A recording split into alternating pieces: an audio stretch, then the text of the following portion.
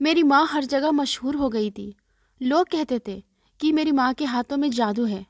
میری ماں ان عورتوں کا علاج کیا کرتی تھی جس کے پیٹ میں پتھری ہوتی۔ وہ ماں کے پاس آ جاتی تھی۔ ماں نے اپنا ایک خاص تیل بنا رکھا تھا۔ اس تیل کے 3 قطرے مریضوں کی نابھی میں ڈالتی تھی اور باہر سے کمرہ بند کر دیتی۔ صبح ہوتی تو مریض اچھی بھلی ہو جاتی اور ماں کو خوب دعائیں دیتی اور مٹھی بھر رقم بھی دے جاتی۔ میری ماں اس دنیا کی سب سے اچھی ماں ہے۔ وہ کمائے ہوئے سارے پیسے میری ہتھیلی پر رکھ دیتی تھی اور کہتی کہ تو ان سب چیزوں کی مالکن ہے۔ میرا مان پڑ جاتا تھا۔ آج بھی ماں کے پاس خوبصورت سی لڑکی آئی تھی اور ساتھ میں لڑکی کی ماں بھی رو رو کر اپنی حالت کے بارے میں بتا رہی تھی۔ وہ حسین تھی۔ لڑکی کم سے کم میری عمر کی ہوگی۔ میں اس لڑکی کو دیکھ کر بولی، آپ کو ضرور نظر لگی ہے۔ وہ میری بات سن کر خاموش ہو گئی تھی۔ ماں نے اس لڑکی کو رات کا ٹائم دے دیا اور کہا کہ اوپر والے نے چاہو تو صبح تک تم بالکل ٹھیک ہو جاؤ گی۔ اس لڑکی کی ماں کو دعائیں دیتی چلی گئی تھی۔ میں سوچ میں پڑ گئی، ماں کے پاس ابھی تک کم عمر اور جوان لڑکیاں ہی علاج کے لیے کیوں آتی ہے؟ میں ماں سے بولی، ماں، گردے میں پتھری یہ صرف جوان لڑکیوں کے ہی کیوں ہوتی ہے؟ میں نے کبھی کسی بڑی عمر کی عورت کو آپ کے پاس علاج کروانے کے لیے آتے نہیں دیکھا۔ ماں میری بات سن کر ایک دم چونکی۔ میری ماں بولی، سہانی، میں دیکھ رہی ہوں کہ تمہاری زبان بہت تیز ہوتی جا رہی ہے۔ میں ہنس کر بولی، آپ کا خاص تیل اپنی زبان پر جو لگاتی ہوں۔ ممی پانی پی رہی تھی۔ انہوں نے غصے میں وہ گلاس دیوار پر دے مارا۔ گلاس کے کئی ٹکڑے ہو گئے تھے، جبکہ میں اندر سے ڈر گئی تھی۔ میں جلدی اٹھی اور اپنے کمرے میں چلی گئی۔ میں چپ کر بیٹھی تھی، نہ جانے آج انہیں کیا ہو گیا تھا، اور میں روتی چلی جا رہی تھی۔ تھوڑی دیر بعد ماں میرے کمرے میں آئی اور مجھے گلے لگا کر پیار کرنے لگی تھی اور بولی، سہانی، میرے کام کے بارے میں بات نہ کیا کرو، مجھے اچھا نہیں لگتا۔ میں نے روتے ہوئے ماں سے وعدہ کر لیا تھا کہ میں کبھی آپ کے کام میں دخل اندازی نہیں کروں گی۔ میں نے ماں کے ڈر سے تو یہ طے کر لیا تھا کہ میں ان کے اس کام میں کبھی نہیں بولوں گی، مگر انہوں نے مجھے چونکا دیا تھا۔ انسان کی عادت ہوتی ہے کہ اسے جس چیز سے منع کیا جائے وہ اسی طرف چلا جاتا ہے۔ میں نے بھی دل ہی دل میں یہی ٹھان لیا تھا کہ ماں کے علاج کا طریقہ جان کر رہوں گی۔ ہو سکتا ہے کہ ہم دونوں ماں بیٹی مل کر اس کام کو آگے بڑھا سکیں۔ رات ہوئی تو وہی پیاری سی لڑکی آئی اور کمرے میں چلی گئی، اور پھر 15 منٹ بعد ماں باہر آ گئی۔ ماں نے دروازے کو باہر سے تالا لگا دیا اور چابی اپنے پاس رکھ کر سونے کے لیے لیٹ گئی۔ وہ سارا دن کی تھکی ہوئی تھی، اس لیے جلدی سے سو گئی تھی۔ تھوڑی دیر بعد ہی کمرے میں ماں کے کھراٹے گونجنے لگے۔ میرے دل میں خیال آیا کہ کیوں نہ ماں کی چابی اٹھا لوں اور اس لڑکی کے پاس جا کر بیٹھ جاؤں۔ وہ تھی بھی تو کم عمر کی، کیا پتا اسے ڈر لگ رہا ہو۔ میں نے جلدی سے جا کر ماں کے تکیے کے نیچے سے چابی اٹھا لی اور جلدی جلدی کمرے سے باہر نکل آئی۔ میں نے پیچھے مڑ کر دیکھا تو ماں سو رہی تھی۔ میں جیسے ہی آگے بڑھی، اسی وقت مجھے بازو سے پکڑ کر کسی نے اپنی طرف کھینچا۔ پیچھے مڑ کر دیکھا تو میرے قدموں تلے سے زمین نکل گئی تھی۔ میرا نام سہانی ہے۔ جب میں چھوٹی سی تھی تو میرے پاپا اس دنیا سے چلے گئے تھے۔ ان کی موت کے بعد ایسے لگا جسے کسی نے ہمارے سر سے چھت چھین لی۔ اب آئے دن مکان مالک ہمارے گھر آ کر بیٹھا رہتا۔ وہ بار بار اپنے کرائے کو کہتے تو ماں ہاتھ جوڑ کر اس سے تھوڑی اور مہلت مانگ لیتی۔ مکان مالک ماں سے بولا کہ کبھی اپنی صورت دیکھی ہے آئینے میں؟ تم کتنی حسین ہو، لگتا ہی نہیں کہ تم ایک بچے کی ماں ہو۔ تم رونا دھونا چھوڑو اور مجھ سے شادی کر لو۔ میں یہ مکان تمہارے نام کر دوں گا اور تمہیں بڑا خوش رکھوں گا۔ میں کچن کے دروازے کی اور سے یہ سب دیکھ رہی تھی۔ میری آنکھوں سے آنسو چلے جا رہے تھے۔ میری ماں گندے انکل کے ساتھ شادی کر لے گی، پھر میرا کیا ہوگا؟ میں کدھر جاؤں گی؟ میں ہر وقت روتی رہتی تھی اور پاپا کو پکارتی جا رہی تھی۔ تبھی ماں نے مکان مالک کے چہرے پر زور سے تھپڑ مارا۔ میں بہت دور کھڑی تھی اور پھر میرے بھی کانوں میں سائیں سائیں ہونے لگی تھی۔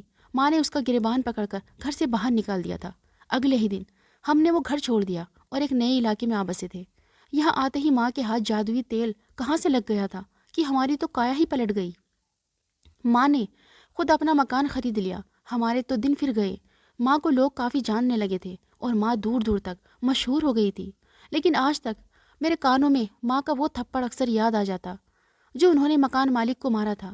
تب ماں جوان تھی، ہاتھوں میں طاقت تھی، لیکن آج بھی پہلے جیسا ہی دم تھا، اور اس کا اندازہ مجھے آج ہوا تھا۔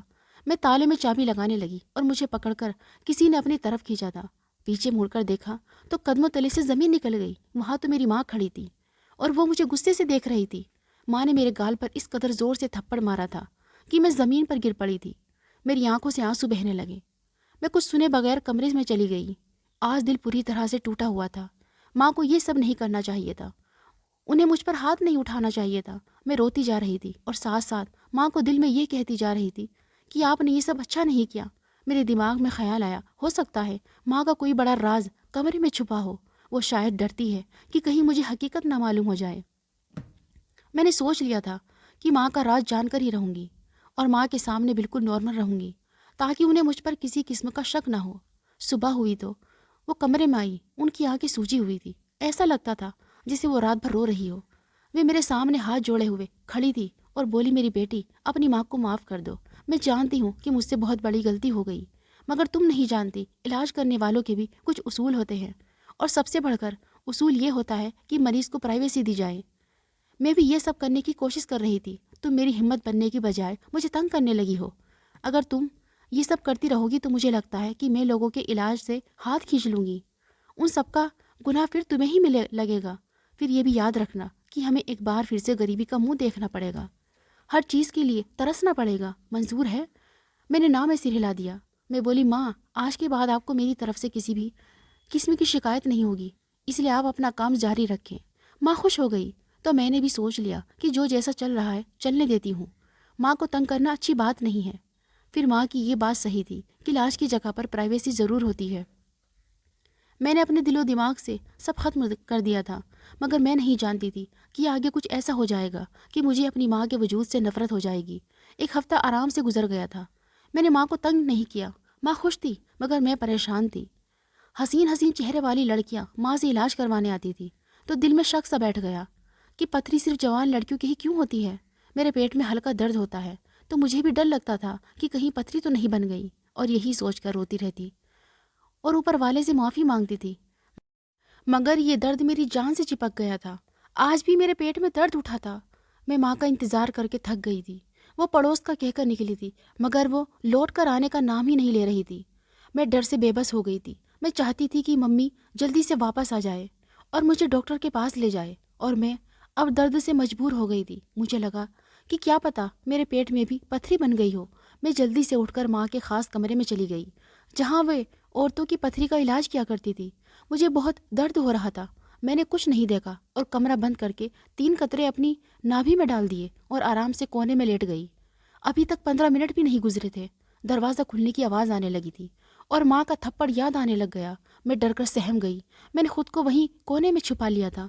ماں کمرے میں آئی۔ ماں کے پیچھے بھی کسی کے قدموں کی چھاپ سنائی دی تھی۔ ماں بولی، تمہیں معلوم نہیں ہے، لڑکی تمہیں یہاں سے ہی مل جائے گی، تم بس رات 10 بجے تک کمرے میں پہنچ جانا۔ میں ڈر گئی تھی کہ میری ماں یہ کیا کر رہی تھی، کہیں میں سپنا تو نہیں دیکھ رہی تھی۔ میری ماں علاج کے بہانے سے لڑکیوں کو بیچتی تھی۔ میرے سامنے وہ سبھی پیارے پیارے چہرے گھوم رہے تھے۔ کیا وہ لڑکیاں میری ماں کا شکار ہو چکی تھی؟ مجھے ڈر لگنے لگ گیا تھا جب یہ سب کچھ میرے ساتھ بھی ہوگا۔ ماں یہ سب باتیں کہہ کر نکل گئی تھی۔ کمرے میں اندھیرا تھا، اس لیے شاید مجھے نہ دیکھ پائی اور باہر نکل گئی، تو میں بھی چوری چھپے اس کمرے سے نکل کر اپنے کمرے میں چلی گئی۔ رات کو ماں میرے پاس آئی اور بولی، کیا بات ہے سہانی، آج تم باہر نہیں آئی؟ مجھے ماں کے وجود سے نفرت ہو رہی تھی۔ میں نے کہا، میری طبیعت ٹھیک نہیں ہے۔ ماں تڑپ گئی اور بولی، کیا ہوا، تمہیں ڈاکٹر کے پاس لے چلوں؟ تو میں نے میں سر ہلا دیا اور چادر اوڑھ کر لیٹ گئی۔ وہ پوری رات میں نے کانٹوں پر بسر کی تھی۔ میں اس فیصلے پر پہنچ گئی تھی کہ چلو جو کچھ ہو گیا اسے تو نہیں بدل سکتی، کیوں نہ آگے غلط نہ ہونے دوں، پر یہ سمجھ میں نہیں آ رہا تھا کہ کیا کروں اور کیا نہ کروں۔ دوپہر میں ایک لڑکی اپنی بہن کے ساتھ آئی اور بولی، میرے پیٹ میں پتھری ہے، علاج کروانا ہے۔ ماں ان کے لیے چائے بنانے چلی گئی تو میں اس لڑکی کے پاس آ کر بیٹھ گئی اور بولی، میری ماں کے پاس علاج کروانے مت آنا، وہ فراڈ کرتی ہے۔ اس لڑکی کے چہرے پر خوف پھیل گیا تھا، مگر وہ لڑکی صحیح وقت پر نہیں پہنچی تھی۔ مجھے بڑی خوشی ہوئی تھی کہ میری وجہ سے کسی کی عزت بچ گئی۔ میں لیٹی ہوئی تھی، مجھے باہر سے ماں کے کسی مرد سے لڑنے کی آواز آ رہی تھی۔ وہ ماں سے پیسے مانگ رہا تھا اور ماں ضد پر آ گئی تھی کہ وہ لڑکی نہیں آئی تو اس میں اس کا کوئی قصور نہیں ہے۔ وہ مرد کافی غصے میں تھا۔ آخر میری ماں نے ہار مان لی اور اس آدمی کے پیسے واپس لوٹا دیے۔ مگر ماں جب کمرے میں آئی اور میں بولی، ماں یہ آدمی کون تھا، وہ آپ سے کیوں جھگڑا کر رہا تھا؟ ماں بہت ڈری سہمی سی لگی تھی۔ وہ بولی، کچھ نہیں، تم چپ چاپ لیٹ جاؤ۔ میں نے ان کی بات مان لی تھی۔ مجھے لگا کہ شاید یہ سارا سلسلہ آج ختم ہو جائے گا، اب سب کچھ سدھر جائے گا، مگر یہ صرف میرا ہی خیال تھا۔ ماں سدھرنے والی نہیں تھی۔ میں نے سوچا کہ اب میں ماں سے صاف صاف الفاظ میں بات کروں گی، ان سے کہہ دوں گی کہ آپ کی اصلیت جانتی ہوں، اب یہ سب کچھ نہیں چلے گا۔ رات ہوئی، ایک لڑکی علاج کے لیے ماں کے پاس آئی۔